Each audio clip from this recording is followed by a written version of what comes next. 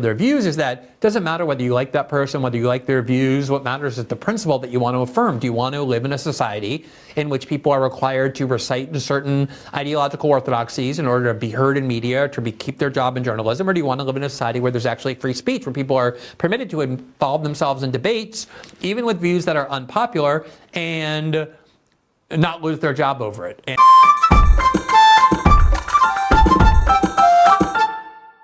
Hey y'all, this is Remu again. I don't know if you've heard, but they recently fired Briahna Gray Joy. She's a great journalist on The Hill. She also has her own show called Bad Faith. I mean, Bad Faith is better than The Hill, honestly. But they fired her over some BS. Like they actually haven't even said what they fired her for, actually. They haven't even said it. So check this out. Check this out real quick. I'll be right back.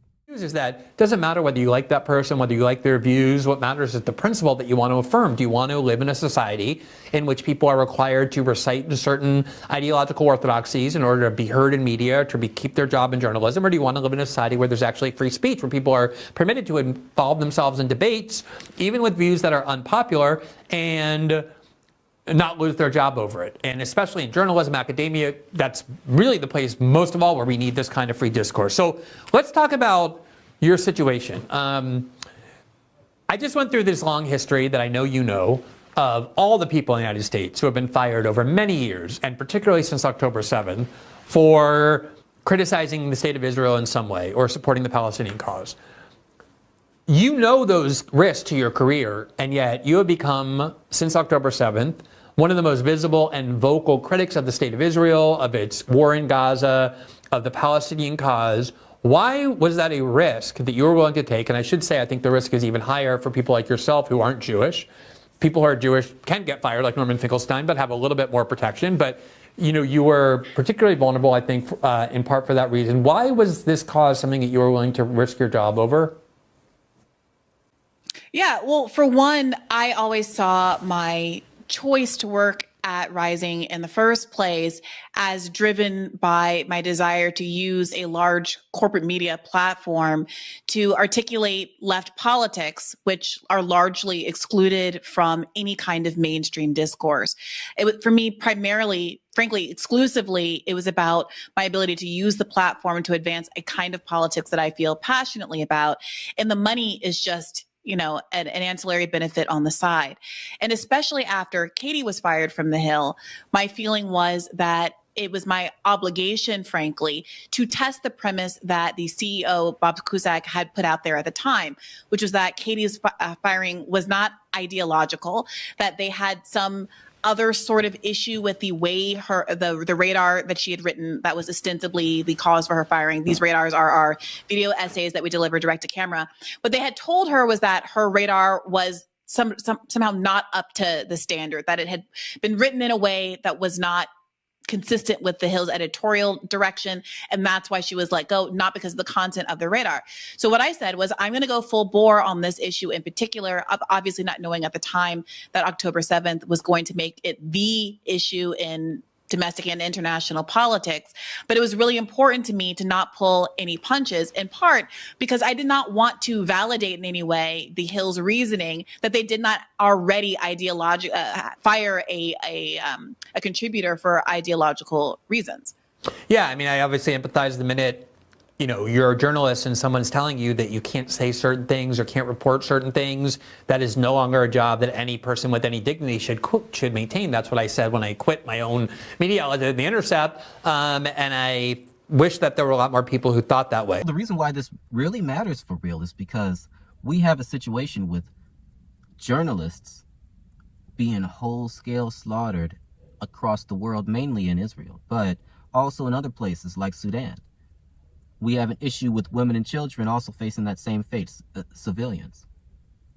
If people can't even be allowed to address and speak publicly because we no longer recognize their right to freedom of speech or their duty as journalists and the importance of that, we have a problem. And that's what they've been doing. They've been targeting these people one by one, trying to take them off. I mean, I'm not even a fan of Candace Owens like that, but that's what they did to her too. As soon as she got a little bit deep into their dirt, they kicked her to the curb. And that's what they just did to Briahna Joy Gray. But don't go anywhere. There's another part of the clip. Check this out. All right, let's talk about the firing itself. You were notified of your termination by an email that you were sent by the Hill yesterday, and just to add insult to injury, they didn't even bother to spell your name correctly. And they essentially just said, effective immediately, you are fired. It didn't contain any reasons for it. There's the email on the screen, and people can see that it's just a very kind of deliberately summary dismissal. Have you received any word from them, either since the firing or before, that they had a problem with things that you were saying about Israel? Yes and no. So I have not had any communication with anybody from the Hill about the firing. The producer, Joanne Levine, has not returned any of my phone calls. I immediately reached out after I received this letter, in part because it wasn't clear to me from the text whether the 30 days referenced in the letter meant that they expected me to finish out the month, or whether or not Wednesday was my last day in office. And I texted her several times saying, look, I don't need to have a conversation with you. Can you just clarify that one point? It's so I can start talking about this publicly. You know what I mean? So no, to date, I've heard from nobody except for Robbie, who has been on vacation and who is frustrated by all of this as well. And to be clear, Robbie, it's Robbie Soavi, who's your co-host, with whom you have a lot of disagreements, including on Israel. Right. Yes, very publicly on the show. That's the whole point of the show. But behind the scenes, off camera, he's very supportive of our of what we're trying to do on the show, of the project, of the show itself, and is very protective of it, and was very frustrated and disappointed in the actions that the Hill took. So you see, they even misspelled her name. What? They even misspelled her name in the notice. Technically, she ain't fired because that's not her. That's crazy. What nonsense. What disrespect. And then you see the white supremacists, of course, coming in with these crazy comments. But forget about all that. This coordinated attack on black folks who are trying to tell the truth on different subjects is getting out of control. Listen to what they have to say about how people were putting this together. Check this out. But I want to add some more context. I have been under a great deal of pressure for months and months now to tone down my Israel coverage at Rising. It started, I think, really in earnest about 6 months ago or so, when there was a radical shift in the staff at the Hill, where basically every single person who worked there was either fired or pushed out. The work environment was so difficult that they chose to leave, basically. And as new staff replaced them, particularly new producers who exerted much more editorial control over the content than had ever been exerted before, they particularly put a lot of scrutiny on coverage of Israel and started to refer to our coverage as an Israel block. So we do about 8 to 12 blocks, segments a day. And they started to refer to this idea of an Israel block, where we could only do one segment on Israel. And as you can imagine, Glenn, given the plethora of stories that come out on a daily basis, some of them are domestic politics issues, some of them are straight news reporting about whatever bombing campaign most recently happened in, let's say, Rafah. Some of them are about the choice to have Netanyahu come to speak to Congress. A lot of clicks, earns money for the company, and is also something that's very newsy, and is something that ideologically I personally cared a lot about. And yet, unlike other subjects that were very newsy, let's say when we talked about a lot of COVID coverage, talked about some culture issues with trans issues and the like, there was never the same resistance to covering it as much as the audience wanted as there was when it came to Israel. So I think there are two important things to note here. Number one is that this is not a foreign war. This is an American war. The United States government is paying for this war. It's arming the Israelis. And I think most importantly of all, it has completely isolated itself on the world stage.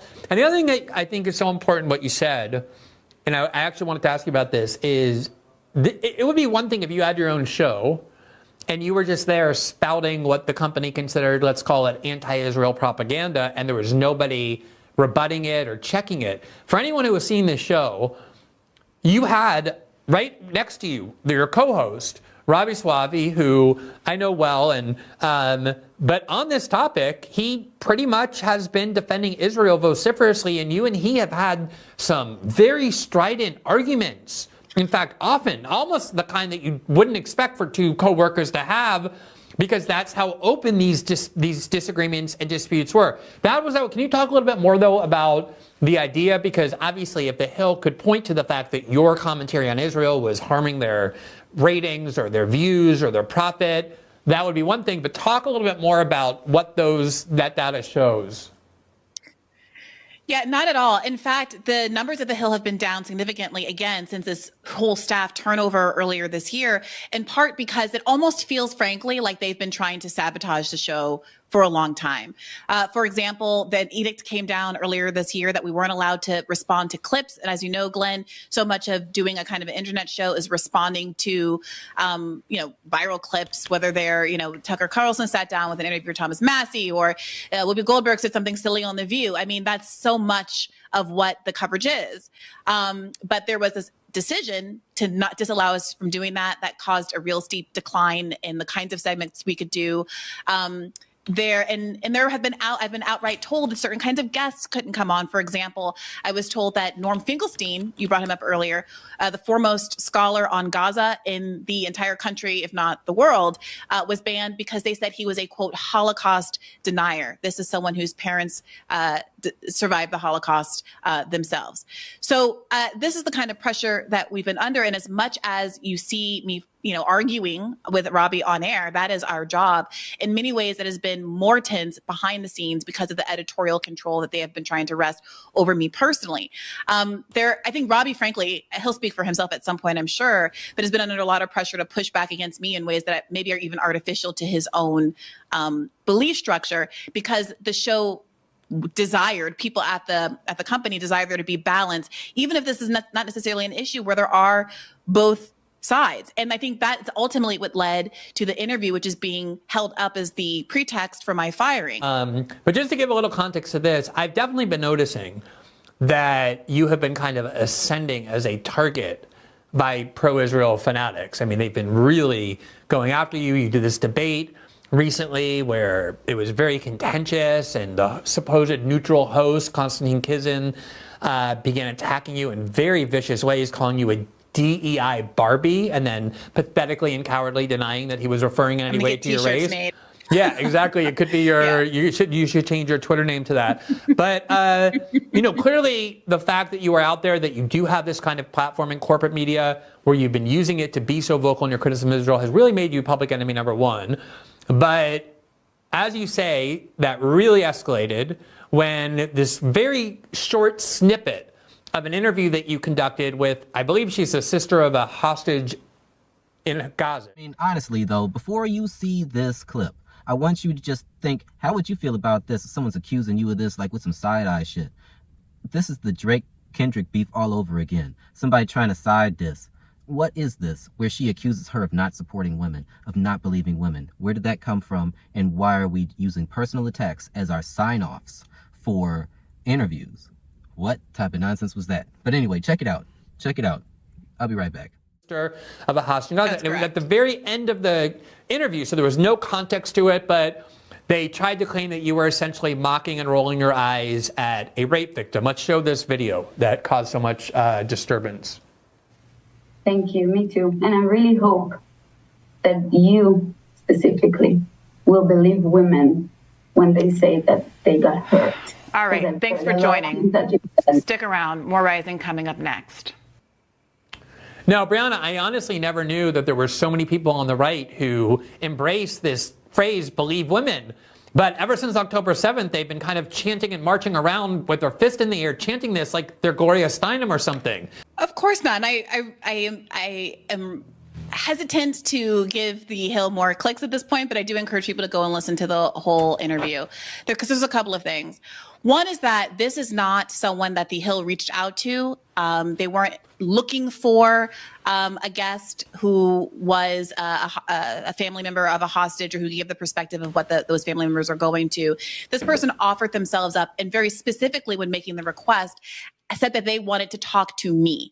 And when our producer, Joanne, forwarded the request to me, I don't have the exact language in front of me, but immediately a red flag went up, because it seemed to me that this was someone who had a personal vendetta and agenda against me.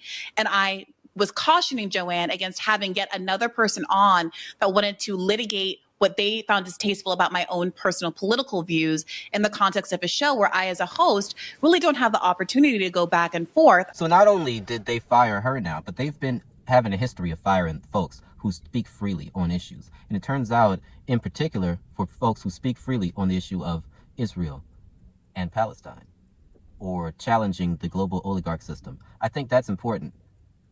But, of course, what do y'all think? As always, peace. Bye-bye.